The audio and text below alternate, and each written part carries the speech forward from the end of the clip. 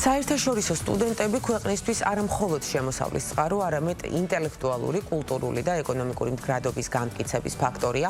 84 ქვეყნის 3000-ზე მეტი საერთაშორისო სტუდენტი ეს თბილისის სახელმწიფო სამედიცინო უნივერსიტეტის სტატისტიკაა, რაც წლიდან წლამდე მზარდია და უნივერსიტეტის მუდმივი ძალისხმევის შედეგია.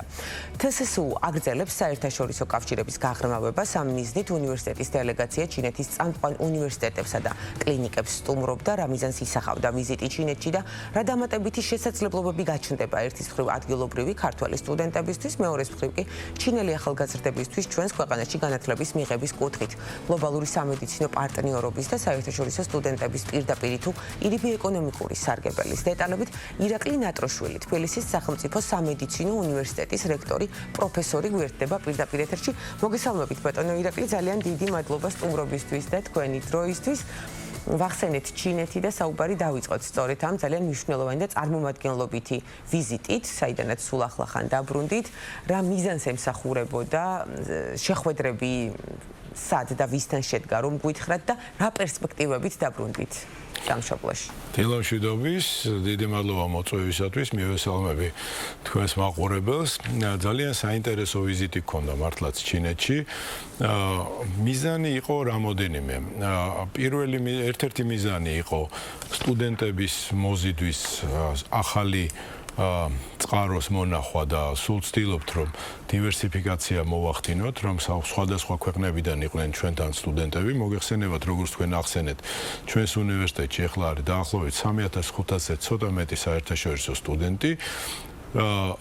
მსოფლიოს 84 ქვეყნიდან. ეს არის ძალიან დიდი ინტერნაციონალური ოჯახი და ძალიან მნიშვნელოვანია ამ მიმართულების კიდევ უფრო გაფართოება. შესაბამისად, თქვენ წარმოიდგინეთ, ჩინეთიდან არც ერთი სტუდენტი არ აქვს თბილისის სახელმწიფო სამედიცინო უნივერსიტეტს. მე მგონი, არც სხვა უნივერსიტეტებს არ აქვს საქართველოში არა მარტო სამედიცინო მიმართულებით, სხვა მიმართულებითაც და გვინდა რომ ეს მიმართულება განვავითაროთ. იმიტომ რომ უყურეთ, როგორი საინტერესო სტატისტიკა არის, რომ ჩინეთში ყოველწლიურად 40 მილიონი აბიტურიენტი რჩება უნივერსიტეტის გარეშე.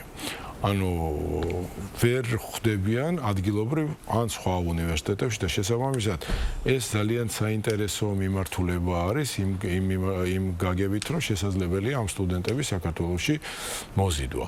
და მათ ინტერესს წარმოადგენს სამედიცინო სფერო? აქცენტირებულად. არა მარტო სამედიცინო, ერთ-ერთი მიმართულება, რა თქმა უნდა, სამედიცინო სფერო არის მათთვის ძალიან საინტერესო.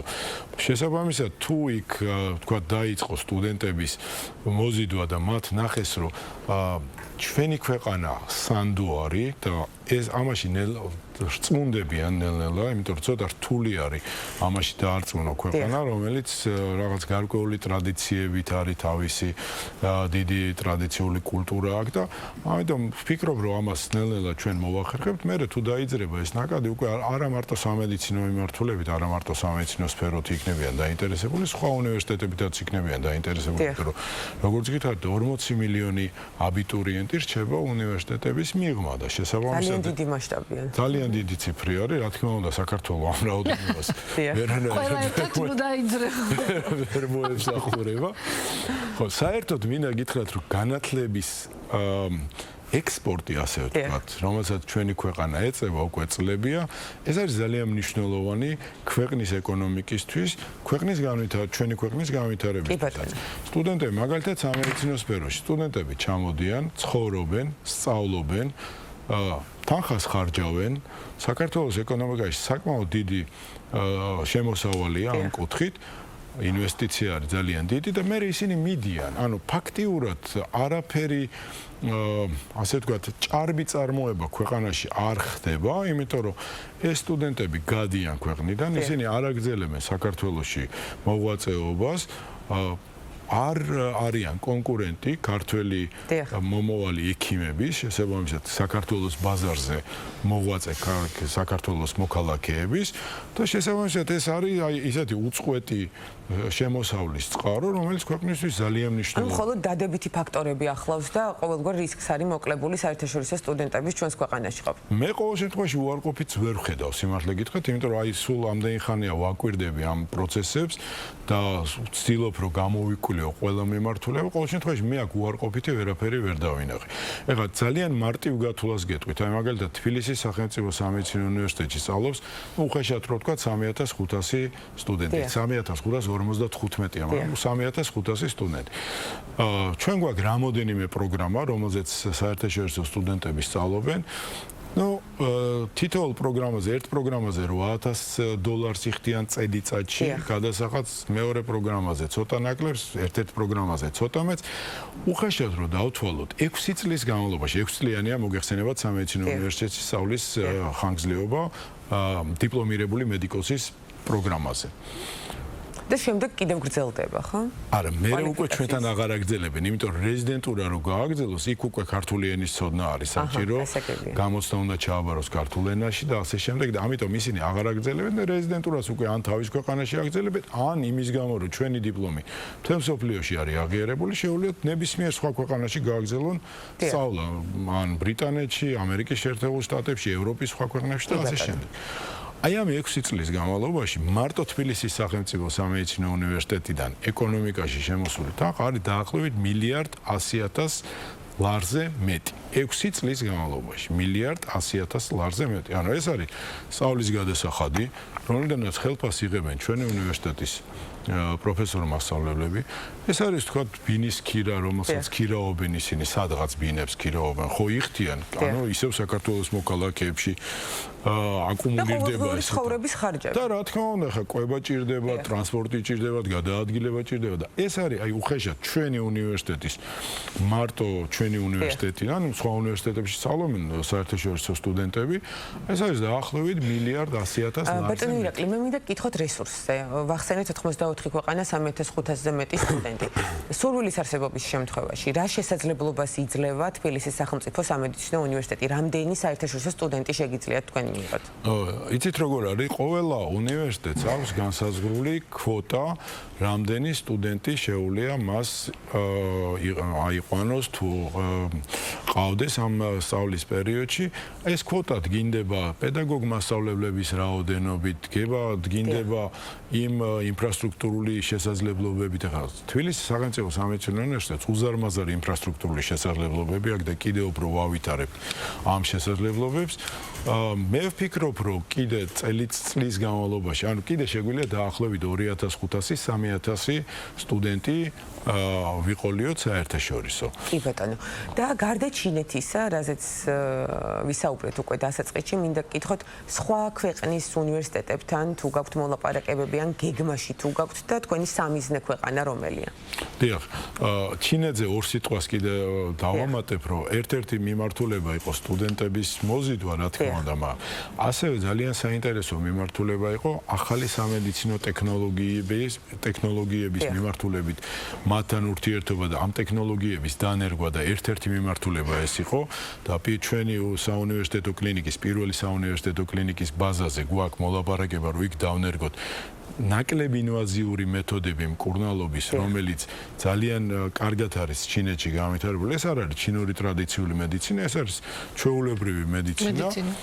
ოღონდ იქ არის ეს მეთოდები კარგად განვითარებული, საერთოდ ტექნოლოგიურად ჩინეთი ძალიან განვითარდა, ეხლა მოგეხსენებათ სიახლეს არ ვამბობ ამ მიმართულებით და ამ მიმართულებითაც გვინდა მათთან თანამშრომლობა და მესამე მიმართულება რაც არის სტუდენტების გაცვლა, რომელიც ასევე ძალიან მნიშვნელოვანია აზრის და გამოცდილების გაზიარების კუთხით და ჩინეთის მხარე გვთავაზობს მაგალითად ერთ-ერთი მიმართულების რეაბილიტაციის სტუდენტებისთვის ყოველწლიურად შეგვიძლია 20 სტუდენტი მათ შეუძლიათ მიიღონ და თან ყველაზე საინტერესო ისე რომ ამ მოლაპარაკებებში მივახციეთ იმას რომ ისინი ამას თვითონ აფინანსებენ ყველაფერს. რაც არის ძალიან მნიშვნელოვანი. აბსოლუტურად მთლიანად, ანუ სტუდენტის იქ ცხოვრებას, სწავლის პერიოდში სწავლებას, ყველაფერს მთლიანად აფინანსებენ. ერთადერთი სტუდენტმა უნდა იყიდოს ბილეთი და ჩაფრინდეს იქ. დანარჩენი ყველაფერი როდიდან არის უკვე შესაძლებელი? როდი გაფრინდებიან პირველი ქართველი სტუდენტები? აი ახლა გავაფორმებთ ჩვენ მემორანდუმს უკვე აი ამ თვეებში და ვფიქრობ რომ ახალი სემესტრიდან, რომელიც სექტემბერში დაიწყება, უკვე ამის შესაძლებლობა იქნება, ამის იმედი მაქვს, რომ მოვასწრებთ ამ ბიუროკრატიული ნაწილის მოგვარებას აი ამ პერიოდში. ჩვენი სამიზნე არის როგორც გითხარით ბაზრების დივერსიფიკაცია მაქსიმალურად. ძირითადი სტუდენტები ჩვენთან დღეს არიან ინდოეთიდან. მაგრამ ჩვენ ვცდილობთ რომ ამ თუმცა რა თქმა უნდა იმ 84 ქვეყანაში შედის ამერიკის შეერთებული შტატებიც, შედის კანადა, შედის ევროპის ქვეყნებიც და წარმოიდგინეთ მთელი მსოფლიოდან არიან ჩვენს უნივერსიტეტში სტუდენტები. ხა ჩვენთან რომ მობრძანდეთ და ნახოთ იქ დროშები გვაქვს გამოფენილი, ყველა მსოფლიოს 84 ქვეყნის დროშა არის გამოფენილი. ანუ ძალიან ინტერნაციონალურია და ეს სტუდენტები თან ერთვებიან არა მარტო სწავლაში არიან ჩართულები, არამედ სტუდენტურ ცხოვრების ნაწილში არიან მთლიანად ჩართულები. ეს არის სპორტი, ეს არის კულტურული სხვადასხვა ღონისძიებები, მუსიკალური აქტივობა, თეატრალური და ასე შემდეგ. და ძალიან კარგია, იმიტომ რომ მე ვფიქრობ, რომ ეს არის ჩვენი სტუდენტებისთვის, საქართველოს მოქალაქეებისთვისაც ძალიან საინტერესოა საერთაშორისო კავშირებში თავიდანვე მონაწილეობა. რა თქმა უნდა, ჩვენი მიზანი არის აგრეთვე ევროპულ ქვეყნებთან და ევროპული ქვეყნების სტუდენტების მოზიდვაც, ესეც ძალიან მნიშვნელოვანი და ძალიან საინტერესო ნაწილი არის და მე ვფიქრობ, რომ ამ მიმართულებით ჩვენ ძალიან ინტენსიურად მუშაობთ და მე ვფიქრობ, რომ ამ მიმართულებითაც გვექნება უფრო ინტენსიური ნაკადი ევროპის სხვადასხვა ქვეყნების კი ბატონო, ძალიან დიდი მადლობა სტუმრობისთვის, საინტერესო საუბრისთვის, გისურვებთ რა თქმა უნდა წარმატებას, უკვე იწყება მოსამზადებელი პერიოდი ახალი სასწავლო წლისთვის, ასევე ვუსურვოთ წარმატება ყველა იმ ადამიანს, ვისაც სურს, რომ თბილისის სახელმწიფო სამედიცინო უნივერსიტეტის სტუდენტი გახდეს. დაგემშვიდობებით. მაყურებელს კი შევახსენოთ, ჩვენი სტუმარი იყო ირაკლი ნატროშვილი, თბილისის სახელმწიფო სამედიცინო უნივერსიტეტის რექტორი, პროფესორი, ვსაუბრობდით საერთაშორისო განათლებაზე და მის მნიშვნელობაზე, ასევე ხელმისაწვდომ რესურსებზე, რაც ჩვენს ქვეყანაშია.